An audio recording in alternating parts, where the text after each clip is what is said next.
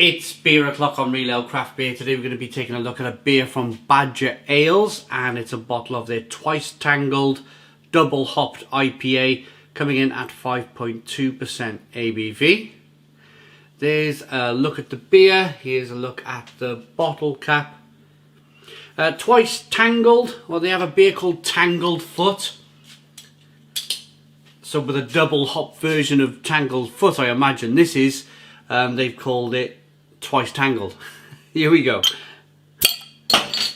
Nice bit of smoke on the bottle opening. Beer in the glass.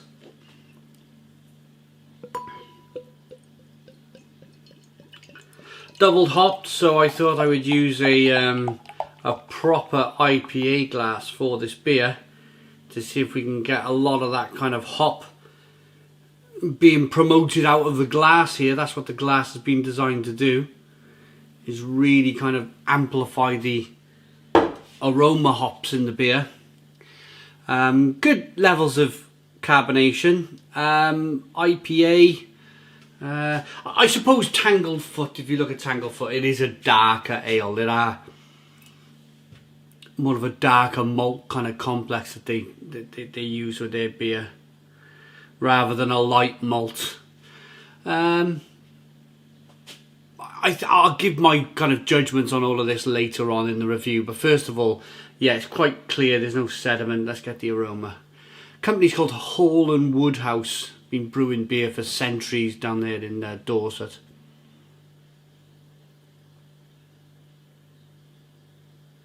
It smells okay, actually. It smells okay. I think the glassware has improved matters. I think what the regional brewers like to do in the UK is to firmly promote balance in their beer. So you're getting just as much malt as you're getting hops. And that's okay. That's okay. Lots and lots of people drink it. Lots and lots of people enjoy it.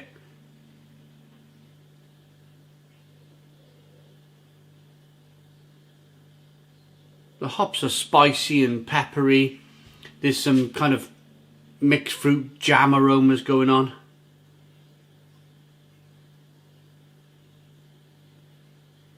Biscuity and bready. Let's dive in. Cheers, everybody.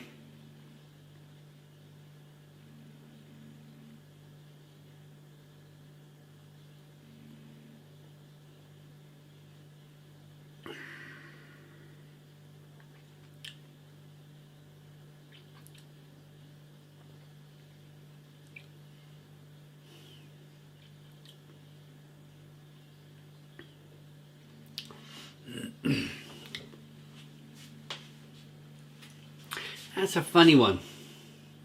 The aroma gives a very different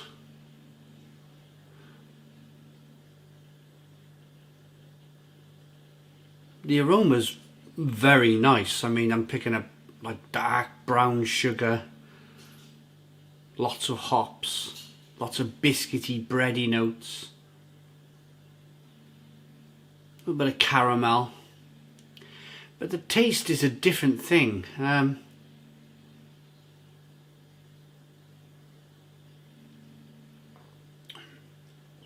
What I want to be tasting is loads of nutty, biscuity, bready malts, but I'm picking up like a caramel, and licorice flavour from the malt, and then it's going over to like an astringent bitterness. Yeah, it's probably been double hopped or yeah, as they call it. But it's just an astringent bitterness rather than... It's funny. These brewers got to where they are. They got to the size they are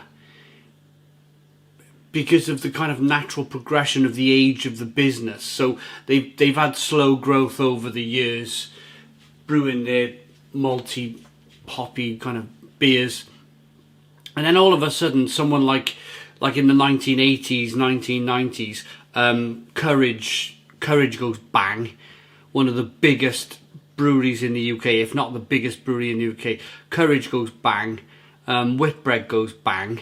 They're not producing any beer anymore. And then all of a sudden, these brewers are asked to pick up the volume.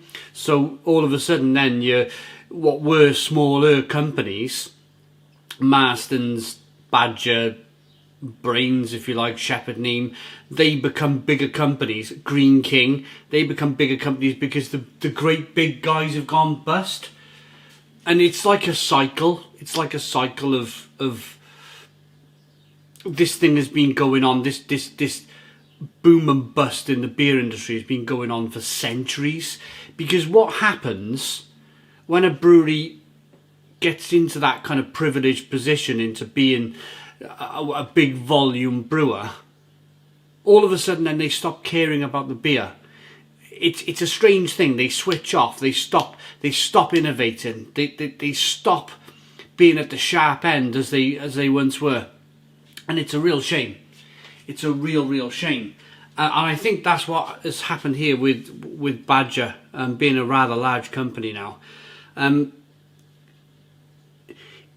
It's not about the liquid anymore. It becomes about the pub and the meals that they sell in their pubs, and how many people can they get around the table, and how much money can they make from that table. And then very quickly the focus moves from the beer to other things in the business. The business almost becomes too big. Whereas what they needed to do, what other regional, it's not just Badger, but it's other regional breweries as well. What they need to do is double down on the quality of their beer.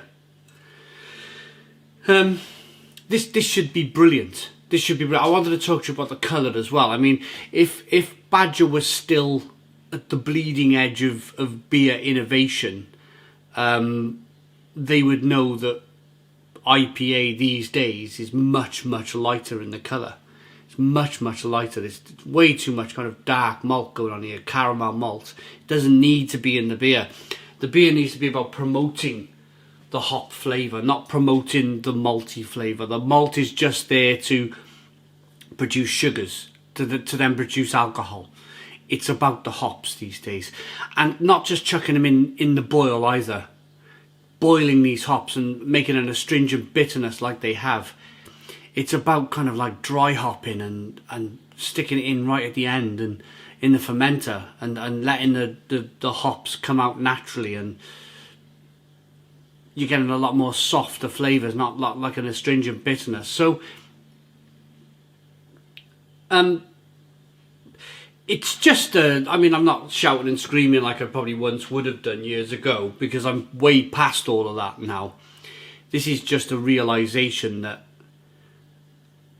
Badger have just become one of these kind of great big corporate giants now these days, who just don't care about their beer. So why should I care? Why should I stand here shouting and screaming and being passionate about this beer and why this beer isn't very good if Badger themselves don't care?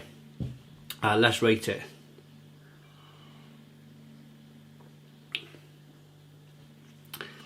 It's just not very good. It's just not very good. There's no real flavour from the malt. There's a little bit of caramel, a little bit of licorice, and then just an astringent, bitter hop flavour at the back end.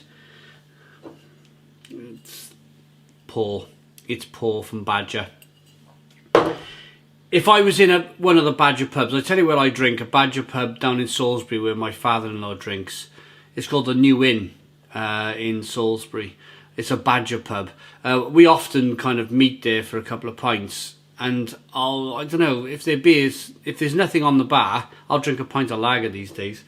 If I order a bottle of that or a pint of that, I'd be drinking the one in the pub and I'd be quickly moving on to something else. It's not something that I want a session.